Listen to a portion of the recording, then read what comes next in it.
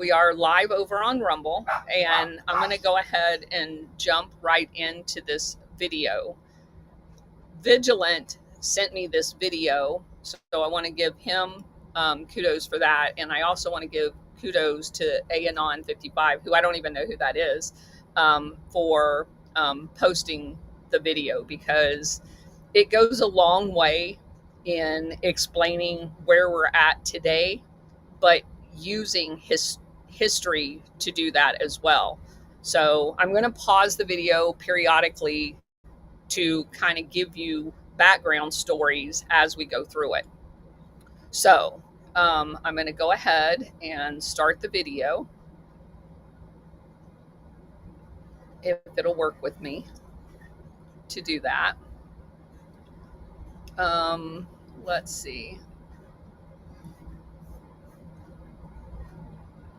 Okay, so the video starts with some text that says, in the past, we were warned about an enemy lurking in the shadows. An enemy that wants to conquer the United States of America. They were not talking about the country.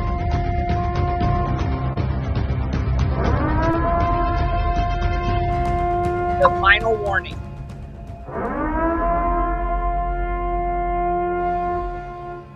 Can you hear that volume okay, Bridget? Over on Rumble, yeah. Can you hear the video? Crises there will continue to be. In meeting them, whether foreign or domestic.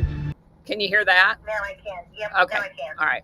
Great or small, this is the one. There is a recurring temptation to feel that some spectacular and costly action could become the miraculous solution to all current difficulties.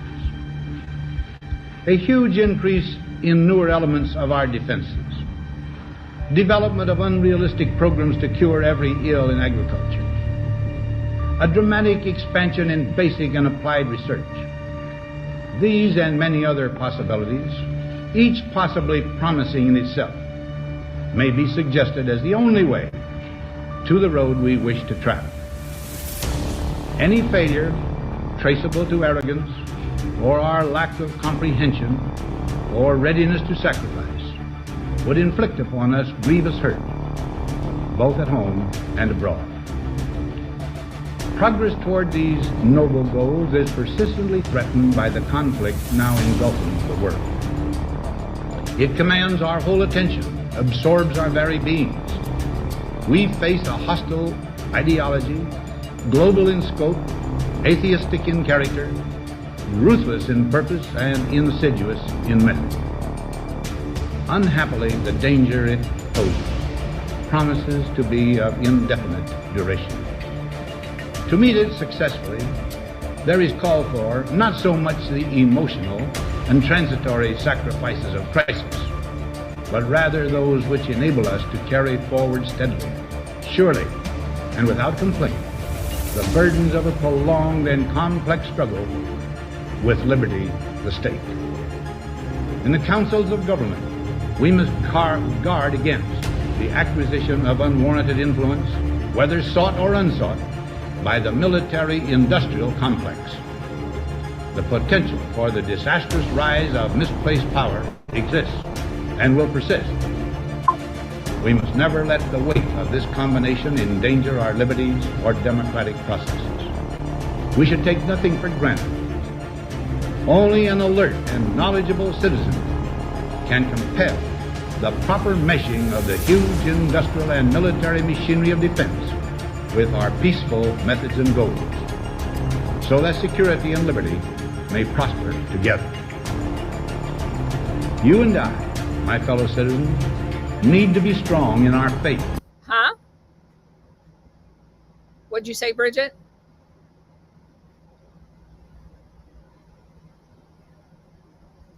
What did you say, Bridget?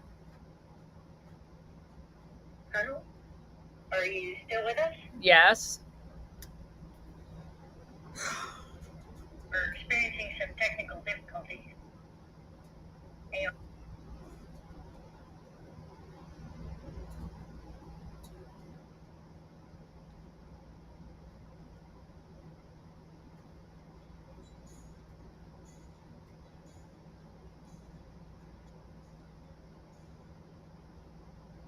but not surprising.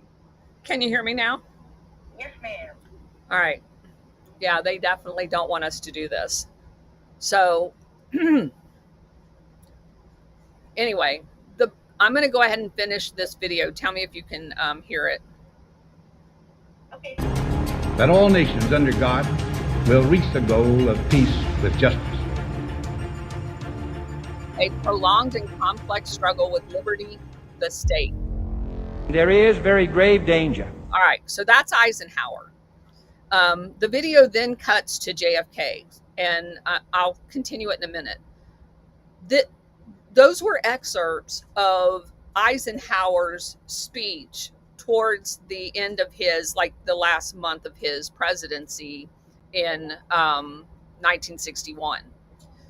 And you guys have heard me say many times that during the 8 years of the Eisenhower administration with Vice President Richard Nixon, he more than once with Iran, Guatemala, and the Congo at the top of the list, overthrew governments. And you notice during that speech, he talks about an enemy as if he was quote unquote warning us of the future military industrial complex, when in fact, he had built the very thing that he was warning us about throughout his administration. In addition to that, he took measures through his National Security Council to implement a classified, at the time, memorandum that authorized the assassination using the CIA.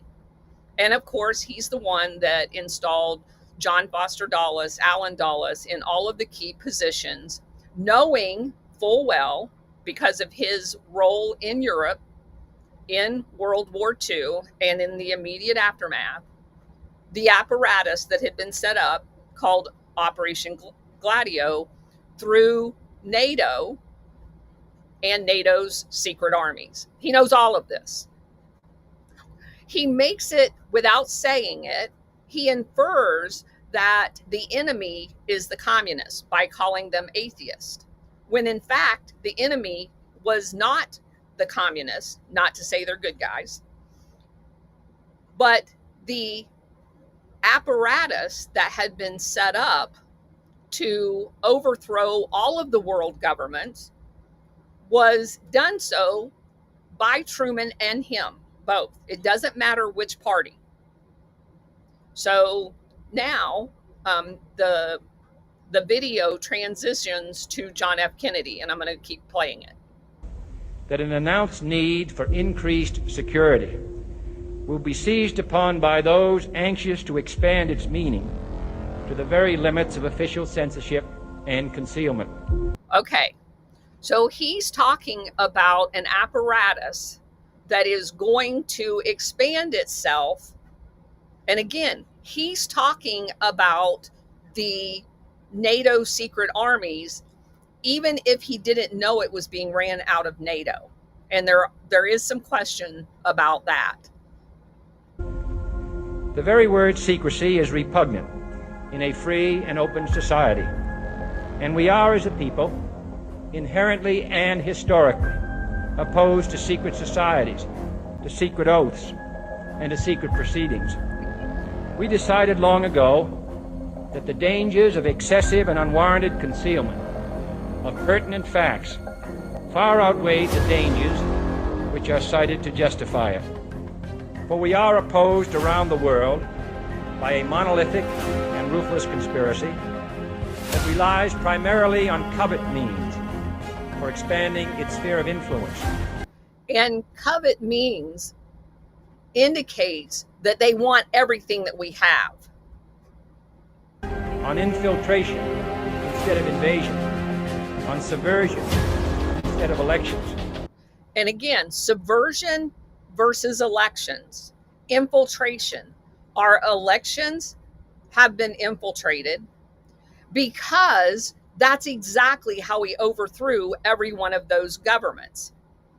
And remember, when he's making this speech, he's fully aware of the fact that when 3 days before he took office, Eisenhower had Lumumba murdered. And it was 3 or 4 weeks, depending on which source you want to use, before he ever knew that it was the CIA that had infiltrated the Congo, kidnapped Lumumba, carried him around for a couple of weeks in the back of a CIA car, and then dissolved his body in acid. JFK knows this when he is making this speech. On intimidation instead of free choice.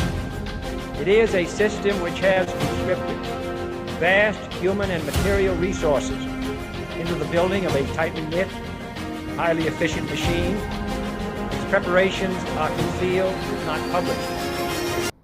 And the guy that that created this video says, he has a quote on this part that says, "There's a plot in every country to enslave every man, woman, and child. Before I leave this high and noble office, I intend to expose that plot." That was written or said by JFK 7 days before his assassination.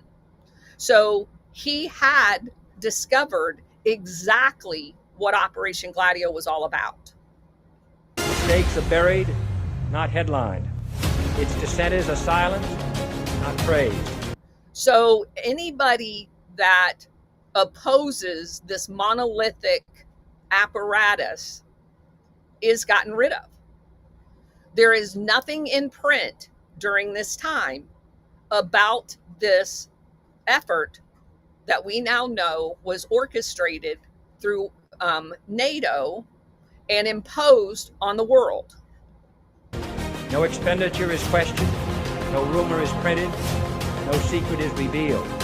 I have complete confidence in the response and dedication of our citizens whenever they are fully informed. The citizens are the key when they are provided the information to exposing this plot. And keep that specific line in mind. From Dallas, Texas, the flash, apparently official, President Kennedy died at 1 p.m. Central Standard Time, 2 o'clock Eastern Standard Time, some 38 minutes ago.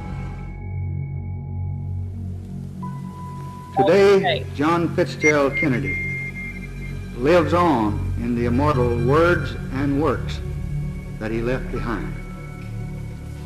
From this chamber of representative government, let all the world know and none misunderstand that I rededicate this government to the unswerving support of the United Nations. Tim, what do you think? So this is JFK talking about that he is dedicating his administration to the UN. And again, this is key because this is in the immediate aftermath of the JFK assassination. Hold on just a second. All right, there we go. This chamber of representative government, let all the world know and none misunderstand that I rededicate this government to the unswerving support of the United Nations. Tim, what do you think America's place in the New World Order should be? It's always been seen as the global policeman. But as you said before, it's hard to see with all these military conflicts where the winner and loser lies. What should America be doing I think globally? The global policeman should be the United Nations. Yeah, that's Pierce Morgan. And then he says, we are opposed around the world by a monolithic and ruthless conspiracy on the screen. I have spent most of my life as a Democrat. I recently have seen fit to follow another course. I believe that the issues confronting us cross party lines. Now let's set the record straight. There's no argument over the choice between peace and war, but there's only one guaranteed way you can have peace, and you can have it in the next second: surrender. Admittedly, there's a risk in any course we follow other than this, but every lesson of history tells us that the greater risk lies in appeasement. If we continue to accommodate, continue to back and retreat, eventually we have to face the final demand, the ultimatum. And what then? When Nikita Khrushchev has told his people, he knows what our answer will be. He's told them that we're retreating under the pressure of the Cold War, and someday, when the time comes to deliver the final ultimatum, our surrender will be voluntary, because by that time, we will have been weakened from within spiritually, morally, and economically. He believes this because from our side he's heard voices pleading for peace at any price, or better red than dead, or as one commentator put it, he'd rather live on his knees than die on his feet. And therein lies the road to war, because those voices don't speak for the rest of us. You and I know and do not believe that life is so dear and peace so sweet as to be purchased at the price of chains and slavery. The full power of centralized government, this was the very thing the Founding Fathers sought to minimize. They knew that governments don't control things. A government can't control the economy without controlling people. And they know when a government sets out to do that, it must use force and coercion to achieve it. And isn't it interesting that Ronald Reagan tells us that the only way to control, that a government can control the outcomes, is control the people? And again, looking back on the Reagan administration and their race into war, while they are secretly using the very forces of the NATO secret armies around the world by selling missiles to Iran, covertly through Israel, by sneaking these covert agents into Angola to control their gold, diamonds, and uranium, and by attempting to overthrow the Sandinistas in Nicaragua. He is doing exactly the opposite. He is seeking to control people by controlling the governments around the world. All the while implementing things like the exemptions for liability of vaccine companies that will set about poisoning the people in the United States in order to control them as well. Its purpose. Our natural unalienable rights are now considered to be a dispensation of government, and freedom has never been so fragile, so close to slipping from our grasp as it is at this moment. If we lose freedom here, there's no place to escape to. This is the last stand on earth. We're at war with the most dangerous enemy that has ever faced mankind in his long climb from the swamp to the stars. And it's been said if we lose that war, and in so doing lose this way of freedom of ours, history will record with the greatest astonishment that those who had the most to lose did the least to prevent its happening. Well, I think it's time we ask ourselves if we still know the freedoms that were intended for us by the Founding Fathers. You and I have the courage to say to our enemies, there is a price we will not pay. There is a point beyond which they must not advance. The destiny of man is not measured by material computations. When great forces are on the move in the world, we learn we're spirits, not animals. There's something going on in time and space and beyond time and space, which, whether we like it or not, spells duty. You and I have a rendezvous with destiny. We'll preserve for our children this, the last best hope of man on earth, or we'll sentence them to take the last step into 1,000 years of darkness. Our Founding Fathers here in this country brought about the only true revolution that has ever taken place. What? It's breaking up really bad on this end. Okay, well, it's basically just Reagan kind of beating the war drums into making it a duty of the United States to participate not in negotiations for peace, but the arms race. That's the nuts in man's history. Every other revolution simply exchanged one set of rulers for another set of rulers. But only here did that little band of men so advance beyond their time that the world has never seen their like since. Evolved the idea that you and I... Well, let me get it to go past Reagan, because I think we get the gist of this. And we do have the video of you in the corner of the screen on Rumble. Okay, finally. All right, so then it advances to George Bush when he takes office. And of course, he have captures before us the opportunity to forge for ourselves and for future generations a new world order. It shows him talking about the New World Order, which of course we understand to be the goal of all of this. All right, so then it fast forwards to freedom is never more than one generation away from extinction. And it talks again, it flashes back to JFK and him advocating for peace. And the point that I want to make here is that, as I have often said, JFK is behind the scenes during this entire time making overtures to the Soviet Union to stop the demonization of them being the boogeyman. And of course, we understand now, looking back through our Operation Gladio glasses, that there was no way that this global apparatus was going to allow for any overtures to allow another country, being the Soviet Union, to have a government that was not approved by this global order. And there was no way that they were going to allow the dismantling of the Soviet Union, because they had an intended purpose for it as far back as the Bolshevik Revolution, in using it as the cudgel in order to militarize the entire world into this one world government. So there was no ability ever for any president to overcome this apparatus and present an olive branch to the Soviet Union. And the same is true with Cuba. JFK had also opened back doors to begin negotiations to recognize Cuba. He had made overtures to Indonesia with their new free government, and many of the countries in the African continent, in order to enable them to break free of the colonial powers that were still, despite them having on the surface, quote unquote, granted these countries their freedom, to destabilize them, that we see after JFK is assassinated.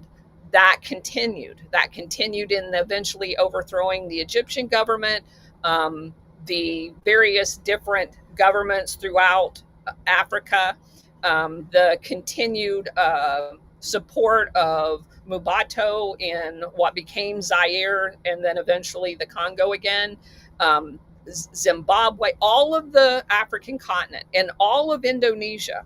And this was all being done in order to basically confiscate the resources of these countries. The destabilization of Afghanistan during the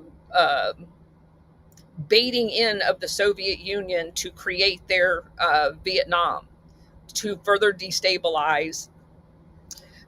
Once they had decided that they were going to do the shift from the Soviet Union to radical Islamic terrorism, then it was fine to go ahead and destabilize the Soviet Union, because they had a plan at that point to go in after the fall of the Soviet Union and orchestrate the confiscation, the privatization of their industries, and basically gobble all of them up as well.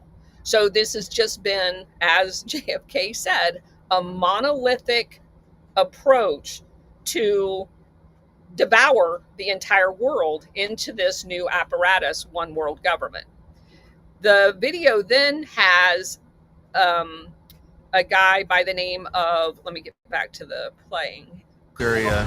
Started off my Bill career as an air Walbert. cavalry officer, flying helicopters, counter reconnaissance.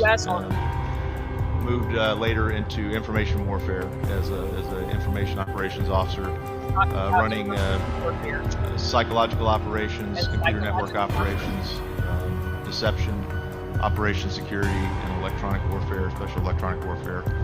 And I would tell you, as an unconventional warfare information operations, information warfare specialist, the American populace is facing an unconventional warfare scenario. He goes on and starts talking about how there is a psychological operation being orchestrated on the American people. And he talks about it at some length about what we now know to have been orchestrated on us to keep us in the dark about things like Operation Condor, Operation Gladio, and that it was being done on purpose, covertly, by the U.S. government. And I found that particularly interesting, given what we now know about the Q operation, and that, in my opinion, that was orchestrated to counter the ongoing information warfare that had already been being orchestrated on the American populace. It's just a fascinating, and then the video also has Trey Gowdy talking about the fact that information was being withheld during, obviously, the Benghazi operation. And let's see, it has Nancy Pelosi talking about something very similar to that. And then he says, today, no war has been declared, and however fierce the struggle may be, it may never be declared in a traditional fashion, which, of course, is exactly what Operation Gladio is all about.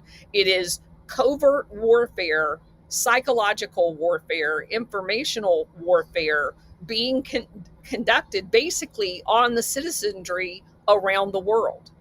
And most of us during this time was completely in the dark as to where it wasn't even that some people didn't know it was going on, because obviously people wrote about it.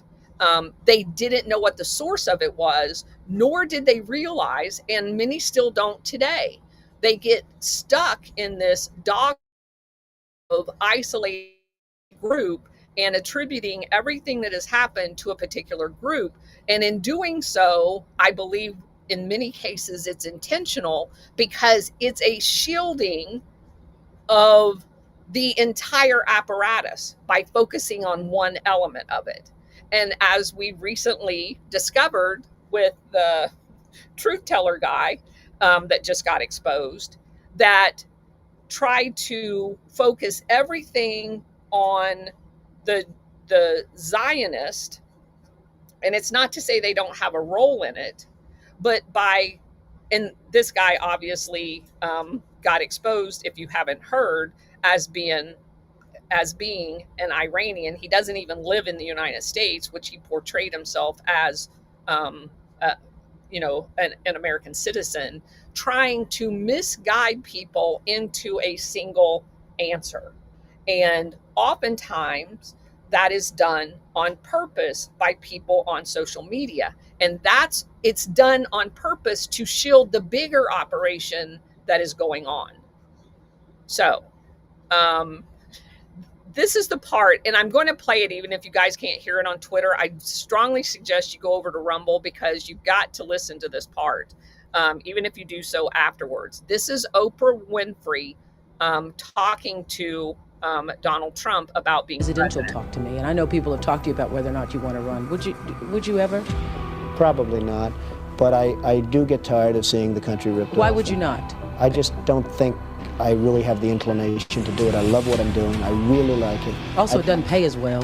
No, it doesn't. But, I just probably wouldn't do it, Oprah. I probably wouldn't, but I do get tired of seeing what's happening with this country. And if it got so bad, I would never want to rule it out totally. Ladies and gentlemen, I am officially running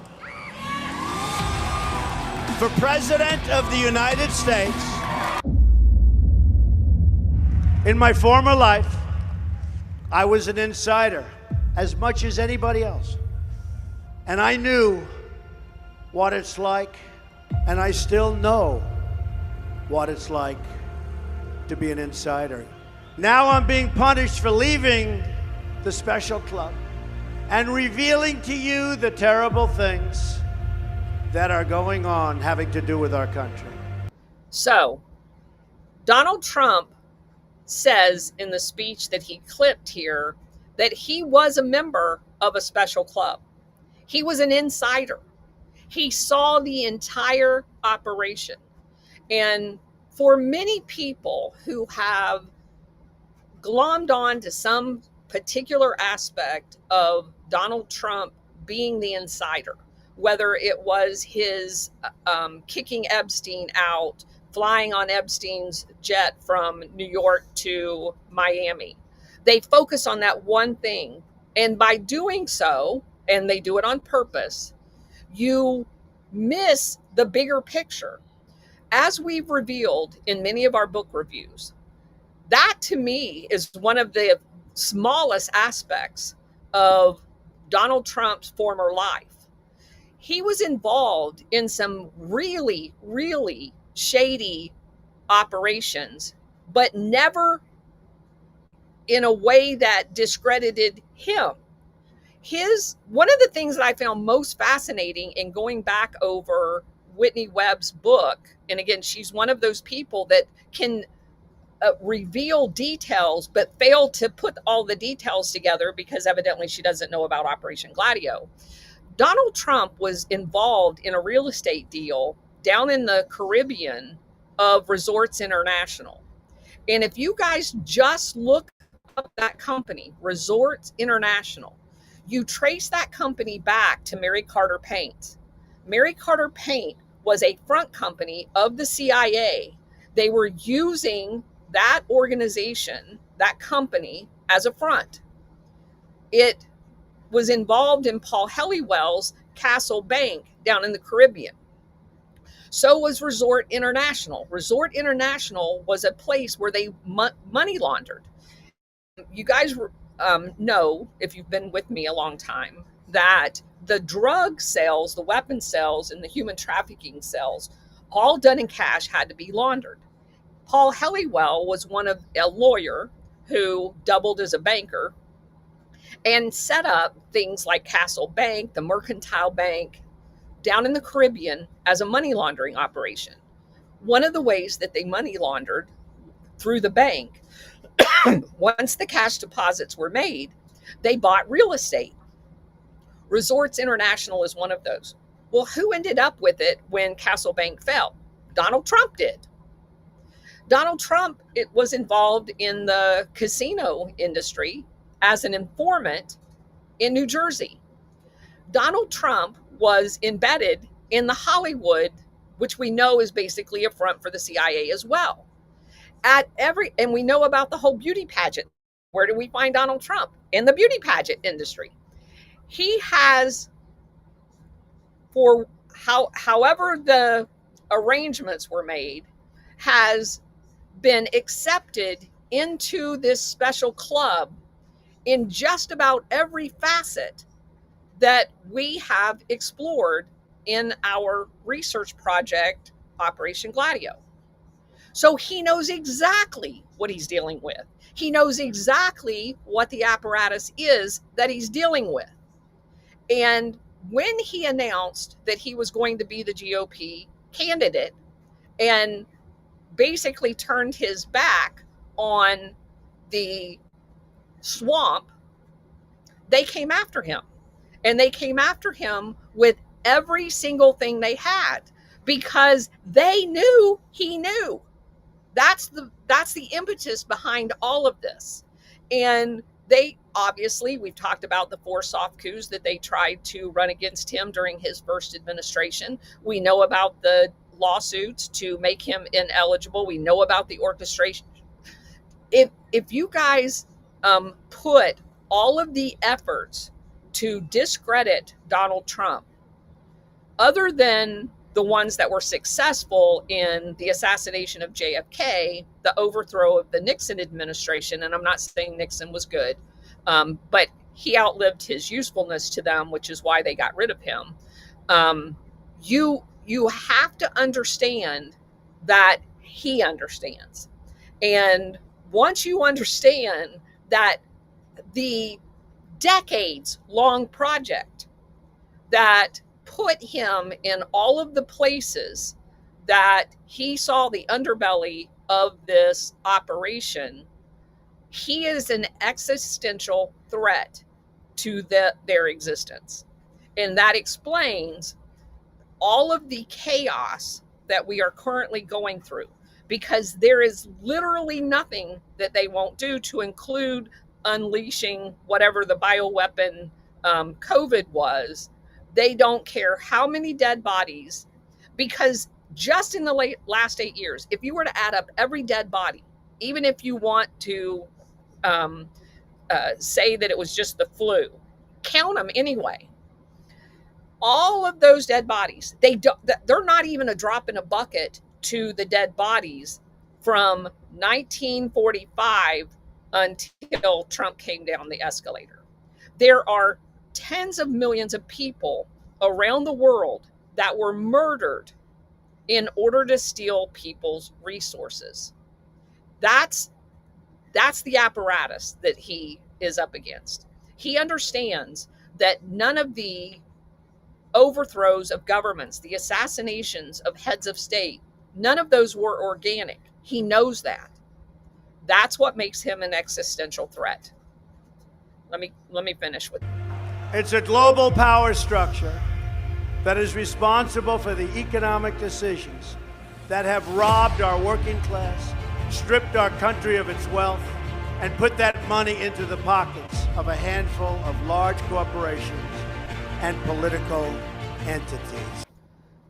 Put all of our wealth into a handful of corporations.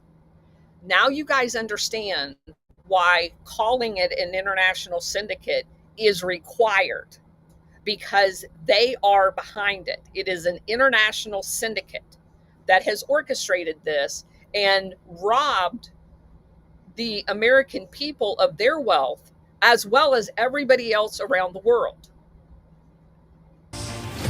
There is nothing the political establishment will not do, no lie that they won't tell, to hold their prestige and power at your expense. And that's what's been happening.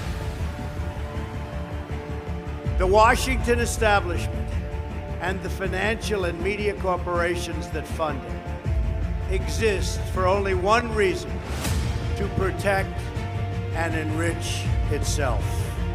This is not simply another four-year election. This is a crossroads in the history of our civilization.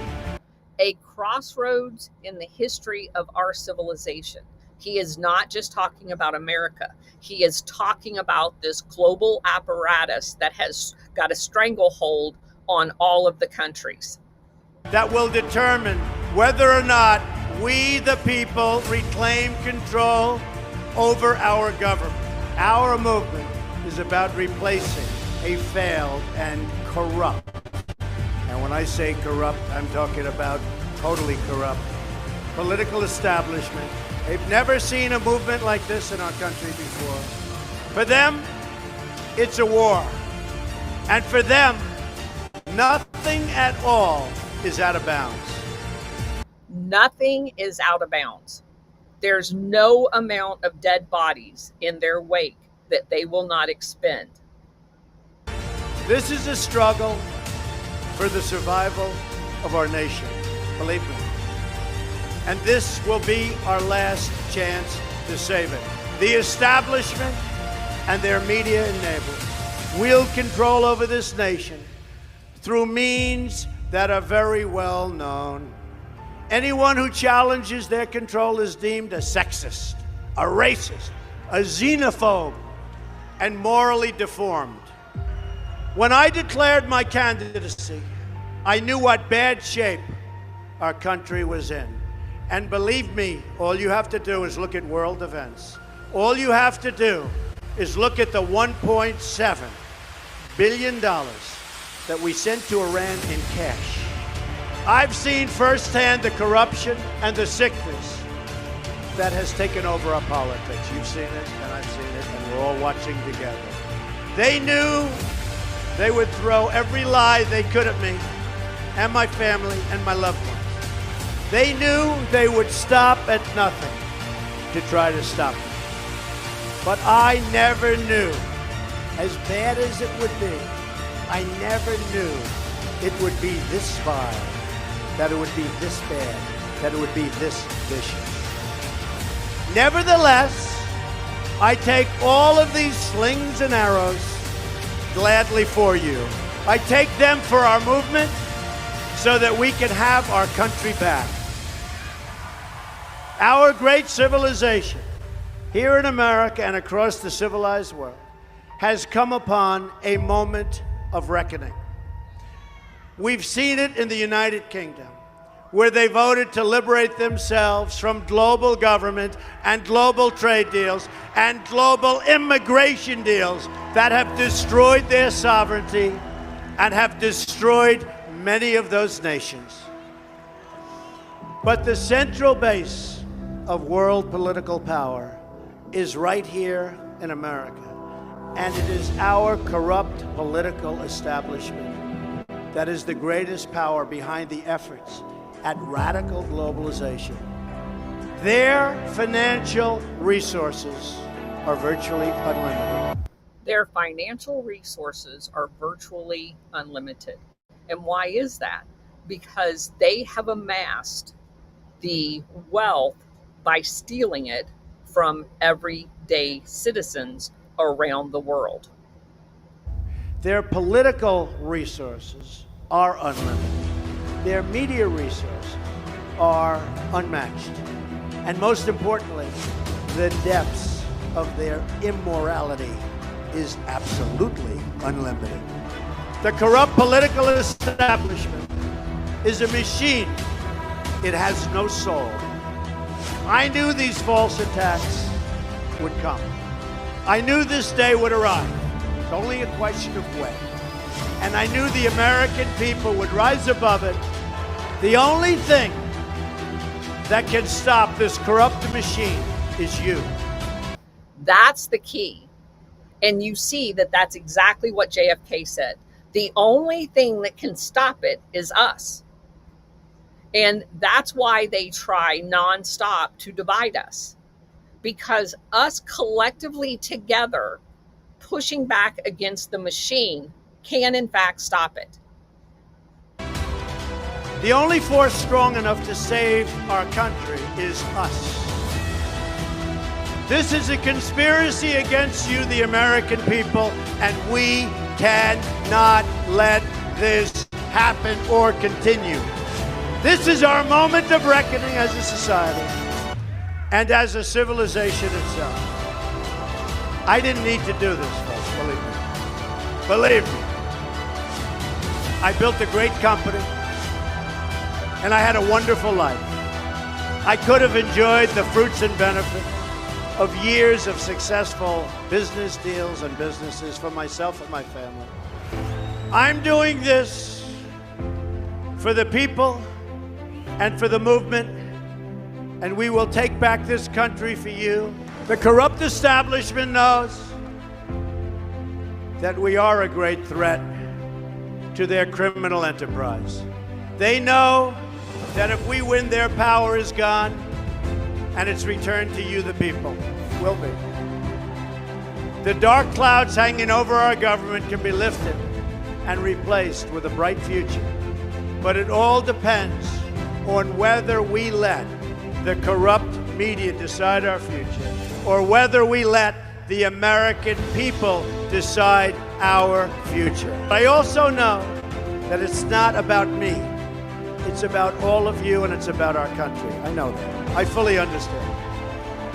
That's why I got involved. It's about all of us together as a country. It's a movement the likes of which we have never in history, in this country, seen before. Never in history. We will save our sovereign rights as a nation. With this strategy, we are calling for a great reawakening of America. We are calling for a great reawakening. Resurgence of confidence and a rebirth of patriotism, prosperity, and pride. And we are returning to the wisdom of our founders. In America, the people govern, the people rule, and the people are sovereign. Join me in taking back our country. Our Independence Day is at hand. But I know that this is a challenging time for all Americans. We're enduring a great national trial, and we will prove that we can meet the moment. I want to assure the American people that we're doing everything we can each day to confront and ultimately defeat this horrible, invisible enemy. We're at war. In a true sense, we're at war. We're at war with an invisible enemy. And that is, to me, one of the most profound statements that he said, because it goes right back to JFK's speech about the invisible enemy. And we're fighting an invisible enemy. I'm a wartime president. This is a war. This is a war, different kind of a war than we've ever had. You guys know what this represents? Tell us, sir. Maybe it's the calm before the storm. What's the storm? Could be the calm before the storm. What storm, Mr. President? You'll find out. What storm? You'll find out. This is a war, a different kind of war than we've ever had.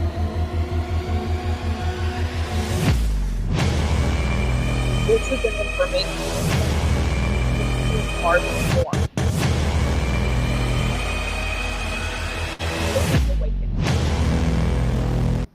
And that basically is the video. And I think the mixture of this video is profound because it takes you from the beginning, although Truman was actually the beginning, but Eisenhower was the first president that began using the NATO secret army as a methodology to attack foreign countries through infiltration and control of their media to orchestrate the installation of a dictator. And that is one of the most profound patterns that I've discovered through this entire journey. Not a single time during any of the overthrows of these governments has a democracy ever been created. Every single time the government that was installed had been pre-selected, pre-trained by the CIA. They were controlled during the time that they were in office and enabled by that same apparatus, primarily the CIA and all of their respective intelligence brethren. Every single time, not a single time, was a government overthrown and an election held immediately. Now, keep this in mind. If you are, and I know this is kind of common sense, but I have to say it. If you are in fear, as they always said, of the boogeyman, whether it was the communist or radical Islamist terrorist, would you, like in Chile with Allende, when they deemed him a communist, even though he wasn't, and they murdered him, would you not, if your goal in 1973 was to ensure democracy, as they all say, big fans of democracy. If you're a big fan of democracy, would you not have just held elections? But not a single time was elections held. Every single time, a monarch, as in the case of Iran, or a dictator, as in the case of Chile, was installed. And in the aftermath of that, using the Office of Public Safety through US AID, a CIA front, they trained a national police and an intelligence apparatus to ensured decades of torture, kidnapping, and disappearing. Not a single time was a democracy ever established. Not a single time. And as we've illustrated repeatedly, many of those secret police intel agencies, even when the CIA came back a second time and overthrew the government, as in the case with Iran, those same apparatuses were kept in place. They just had a different name. And I find it very interesting that in the one video of Trump calling out the $1.7 billion being delivered to Iran, that you would not have done that if you didn't already have an apparatus inside of Iran under the mullahs that were perpetuating this same venture. And we went through the details of the 1979 regime change. There was no difference in the Savak and then in its replacement, the Iranian Republican Guard Corps. They're all the same. And every single time, not a democracy, a dictatorship, a fascist dictatorship that continued to torture and murder the people, and all to be able to control resources. So I want to give a huge shout out to Anon 55 for putting that video out. It was the inspiration for this podcast. And I think he did an excellent job of bookending the beginning of it, how every single president in the interim has perpetuated the exact same thing using the exact same apparatus in overthrowing other governments and infiltration, while at the same time slowly, like the frog boil scenario, doing it inside the United States while our servicemen and women have been deployed overseas and dying on foreign lands to perpetuate this orchestration and implementation of one world government. So, with that having been said, anybody want to add anything to that? What a great video. I mean, I'm right there with you, and it just lays it out so beautifully and concisely. I agree. SR71? Thank you, Colonel, and thank everybody for attending, and those on Rumble. Even though we have a little bit of issues here, it's great that everybody can chime in. What the video is just outstanding. There's no other way to describe it. As a matter of fact, I was so enthralled with the video and did very little posting. Yeah. To say the least. But what bothered me most about some of the things that were revealed in this video is we have sessions that were taking place and discussions that were taking place and committees that were talking about this stuff, and we got none of it. None of it. Not one single bit of it do I recall, specifically with the general, being talked about. Or even put on the MSM. Right. None of it. So I have to give this person a lot of credit for digging this stuff up. Yep. It just, I'm in awe. Thank you, Colonel. No problem. Me too, which is why I wanted to dedicate its own podcast, because it bookends where we were, documents, and it obviously didn't start after World War II. We know that it was kicked into high gear and that formal covert operations were set up in the immediate aftermath of World War II to perpetuate this at our expense. And I do mean that literally, because you guys know that I've made the point repeatedly that up until World War II, the corporations had to carry their own intelligence and covert armies to do this themselves. World War II provided them the impetus to offload that off their books onto the American people and the other countries around the world. So they made us pay for our own demise. Our standing military and the creation of the CIA took the expense of their worldly endeavors and transferred their expense onto us, not just financially, but with our lives. It was not a paramilitary force that was employed by a corporation to go in and overthrow a government. That became us. That became our sons and daughters. And in every way, we have carried the burden for these corporations' worldwide expansions, both physically and mentally, both financially and with our very souls. And as President Trump pointed out, that is the very essence of satanic sacrifice and moral bankruptcy.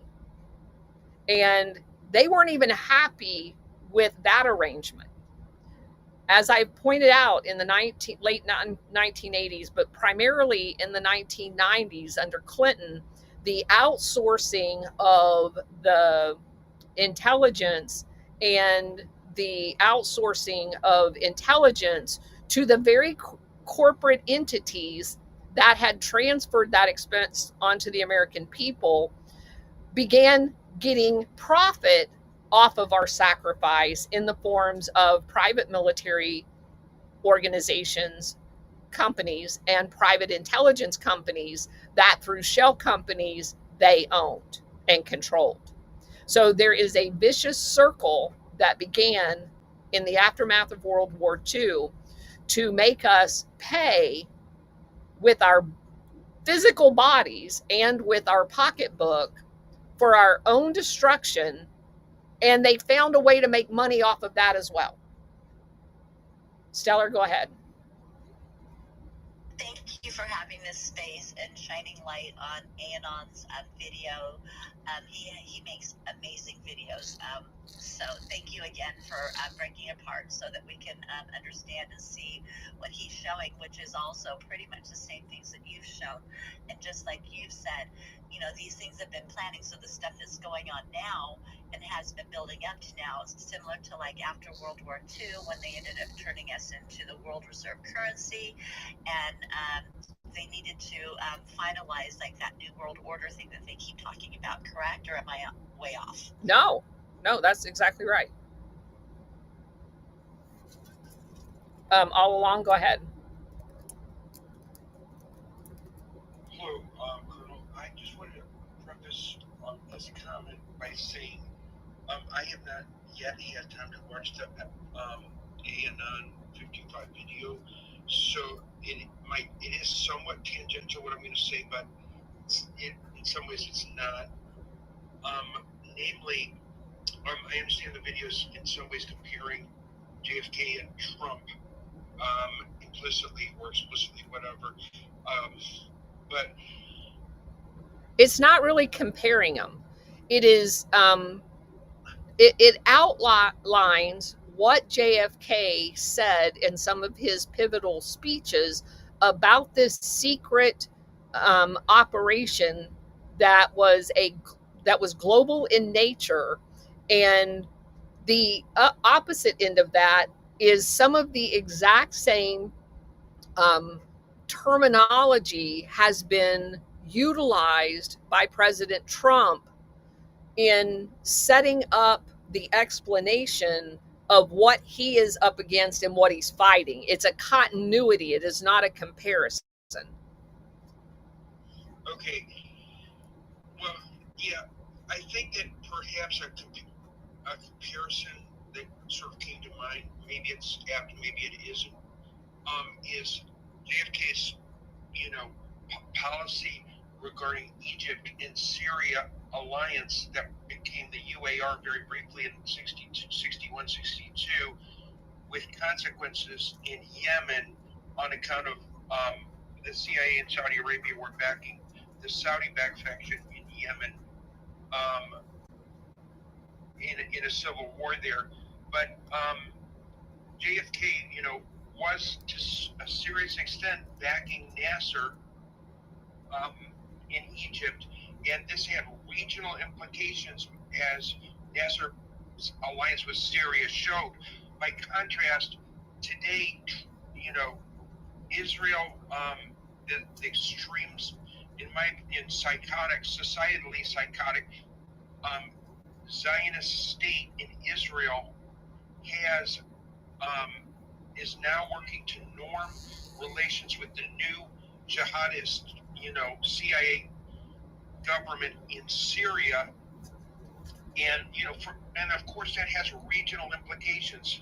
This needs to be looked at because, in my opinion, there's this idea that somehow Israel is somehow driving all U.S. policy in the Middle East and not the CIA, which never is even written about anywhere anymore. And I think that this has a definite, cat's paw sort of utility in terms of propagandizing the U.S. population and creating a sort of walking on eggshells psychological warfare environment domestically inside the U.S., which is used to minimize opposition to both the Zionist psychosis and CIA imperialism in general. So I think it's the question is worth asking.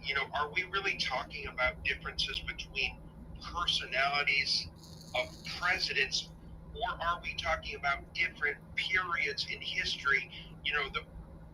In our time, the CIA is 77 years old, and there's no articles about it anymore. And Colonel Towner, can I answer him after he finishes first, and then Sure. you take up afterwards? Sure. Yeah. So I'm just, in other words, is there a point at which the system, and of course, I should just to finish up here, the Democrats are not disagreeing with Trump in any way whatsoever on this supporting the new Israel alliance with the new psycho government in Syria. They're the same, right? So is it really even appropriate to talk about administration's policies when perhaps we should be talking about the length of time that the CIA and the national security state has been in power and entrenched, and only uses superficial politics to divide the domestic population who might otherwise find a common denominator to unite against U.S. imperialism in the Middle East, which is impoverishing the many sectors of U.S. domestic society. Okay, all along, I think in like what Anon, and I may completely be wrong, so this is my opinion on what he's trying to portray. It's about showing the secret, exposing the secret societies and not going into war. They did, in my personal opinion, and I could be wrong, but wars are how money is derived and how they enslave these countries by the resources. And I believe that what Anon, and I do believe what JFK was trying to portray was that there are people or things behind the curtain that are running these different operations, hence the CIA, before that the OSS, and before that the Stay Behinds, but and then it goes on and on, going way back. So I think what Anon's trying to do is show that there was a president who was assassinated in 1963 that was exposing the secret societies behind. When he made his speech, I believe it was almost 6 months or less than 6 months after he made his speech about exposing the secret societies, I believe he was murdered. And these papers have been released and stuff like that. You mentioned why aren't the CIA being brought up a lot of times with more current stuff, it's like they've been wiped out. And you're absolutely right, because we've all become a digital thing. And who is in control of most of these digital websites that we can go in and search? Okay, so the power, you know, they control the media, these hidden societies, and the ones that we don't know, you know, Colonel Towner has, in my personal opinion, broken it down very much so that the ones that are like the Soroses and the Rothschilds and even the Rockefellers and these different people that we hear the names of, those are the ones that are just the minions because their strings are being pulled. And it goes back to these secret societies. And we lost through these secret societies and the ignorance of the people because, again, media, whether it was newspapers back then, way back when, but we got, you know, they stole us, put in, you know, like the Federal Reserve Bank that is not part of the United States. So these secret societies, worldwide, international, because it's not just the banking, it's government, it's the corporations, it's all of these different entities all together. And so that's why I think that Anon and Colonel Towner were talking about, or he did this video, but Colonel Towner's going over this video. It's not so much that JFK Jr. or JFK and Donald Trump are exactly the same, and you know, you're bringing up stuff from Egypt from way back. It's been going on. These ones that are holding the strings through the secret societies and their communications, because that's how they communicate with each other, because they're global. They're here, they were in USSR, they were in Europe, so they're all communicating through their little junctions through that way. And Donald Trump, when he came into office, has been more about peace, which is what JFK was. He did not want to go to war when they were trying to do, you know, the Bay of Pigs and all the other different things that, you know, they were trying to push in front for him to finally say, okay, fine, we're going to go to war, type of a thing. So I think that that's what Anon did with his video, was to show that this one president a long time ago was starting to show these things. People started waking up. A lot of people have been awake for a long time. I mean, I wasn't born then, but it did help with that movement. And then with Trump coming in, it's like kind of he finished up exposing these different things in the past through you know, having people do research, you know, and then you have people like Colonel Towner, who's got years and years and probably thousands of hours going over these books and stuff like that, and then putting all these different layers together to connect. And it's like, oh yeah, secret societies back then didn't want war, got assassinated. Who assassinated him? Who's been in control all that time? The CIA. We know what Johnson was. We know what the Bushes were. We know who set up this, the CIA here in the United States. So yes, it's one big family. And when Trump came in, I believe that is to finishing cleaning it up, getting people to wake up to the corruption that was going on and what the wars were really truly about. I'll be quiet. Thank you. So, all along to your point, you're probably a few steps ahead. The purpose of this was to show that the knowledge of what was going on, as illustrated by JFK in his famous speech, and the very similar use of the same terminology both at the beginning of Trump's run for president and the knowledge of all of the places from the inside that Trump was at, positions Trump in a very unique place in time. The reason why I tend to avoid ongoing operations, as the one that you just mentioned about putting a obvious CIA, ISIS, Al-Qaeda guy in Syria, and the end of the Biden administration's rush to throw everything, to include the kitchen sink, at Syria to do what they had tried to do for the last 20 years in unseating Assad, was part of this entire operation. I have no idea, because none of it's been declassified and no one's talking about it, what's going on behind the scenes in the current situation. What I do know is that the portrayal of Israel orchestrating President Trump's policies around the world, if you look at the history, it does not bear that out.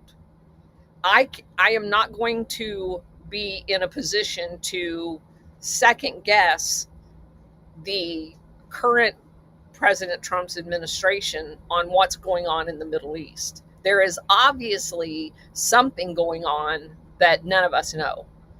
And that's the difficulty in judging what is currently going on, because we don't have any of the information to do so. So I tend not to focus on that. My reason for doing this particular space or podcast was to show you the connection between setting up the operation, which was done during the Truman-Eisenhower administration, JFK's recognizing that it had been set up and his commitment to dismantling it. And then you see the presidents in between of JFK and Trump basically reaffirming their commitment to the international syndicate, whether it was by the UN, one world government, or whatever, and Trump hearkening back to JFK's conversation about destroying it. And that's his entire promise to the American people and to the world population, for that matter, is he's going to destroy it. And he's going to do everything in his power to destroy it. And in some method, there has to be, based on his commitment to do that and our electing him to do that, a trust but verify approach to how he's going to do that. At least that's where I sit. And I think going back and looking at those tentacles is critically important to understand what you're dealing with today and to understand the background of many of the current ongoing operations. But I don't tend to spend a lot of time on dissecting what is going on, except for to know what the history of it is, because we don't have access to the classified information to know. You can't even really, everybody likens this to playing chess. Well, it's almost like, for us, it's like playing chess blindfolded, because you don't know where all of the pieces are. You don't know what's behind the scenes, and we probably won't know for a good while. But I definitely think, based on the attacks on President Trump on a daily basis, that he is doing something that they adamantly don't like. And as long as they're attacking him, I feel confident that he's doing what they don't want him to do. So that's basically all I've got to offer. SR 71. Thank you, Colonel. I tend to agree with what you're saying here concerning Donald Trump. I mean, he made it very clear that he was part of the club. Now, whether or not he actually committed sins as bad as the club, we don't know. And I guess the reason we don't know is simply because if they expose him, they expose themselves, which makes it even worse. But I don't think Donald Trump really dug into some of the egregious, nefarious stuff these people have done. I can't believe that out of a man concerning his family history and concerning his own family and how he does what he does. This video by Anon 55, to me, now is the opening salvo. Everything is about to be revealed. Everything is going to come to light. And Trump has made it clear that he's going to die trying to get rid of this crap if he doesn't get rid of it. but it's up to us. He made it clear he can't do it alone. Correct. No matter what he does, he can't do it alone.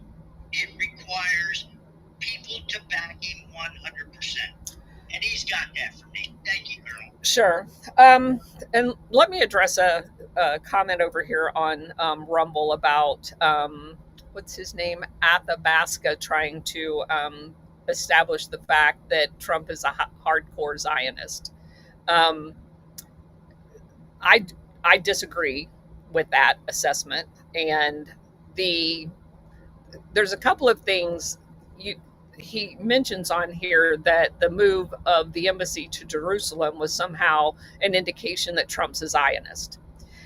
The hardcore Zionist in America did not want our embassy moved to Jerusalem, and they put up obstacles in the moving of our embassy to Jerusalem when Trump did it.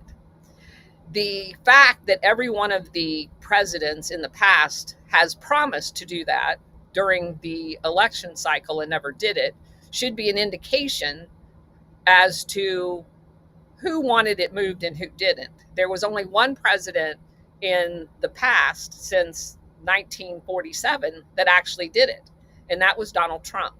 And he did it despite the opposition to doing it. And there is the flip side of that, that if all of the Zionist presidents that we've had, and we know that Johnson was a hardcore Zionist, he offered up the USS Liberty to be sunk by Israel as an impetus to get America into the war to overthrow Nasser in Egypt. So if you look at, if that was a Zionist thing to do, moving our embassy to Jerusalem, any one of the Zionist presidents before Trump would have done it. So why didn't they?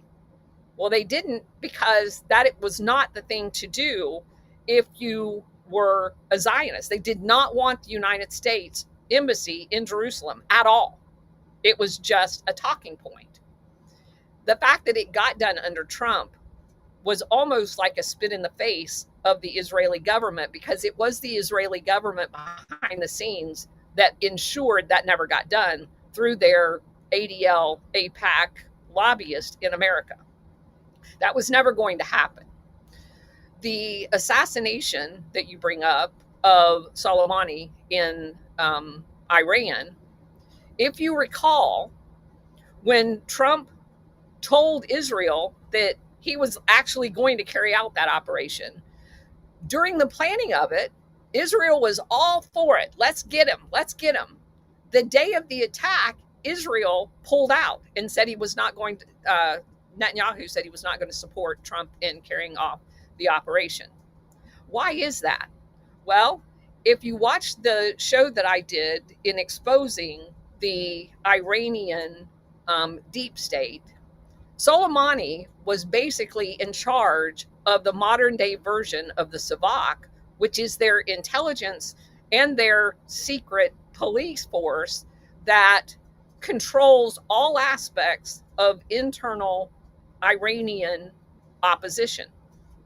And taking him out as the head of their secret intelligence, their secret police apparatus, was critical to dismantling the Iranian deep state.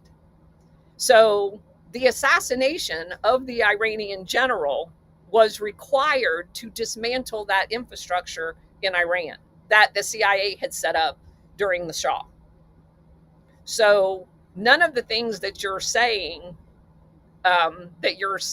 supports Trump being a Zionist are actually any indication of him being a Zionist at all. As a matter of fact, it makes the exact same opposite argument. So you can take that for whatever you want. Anybody else have anything?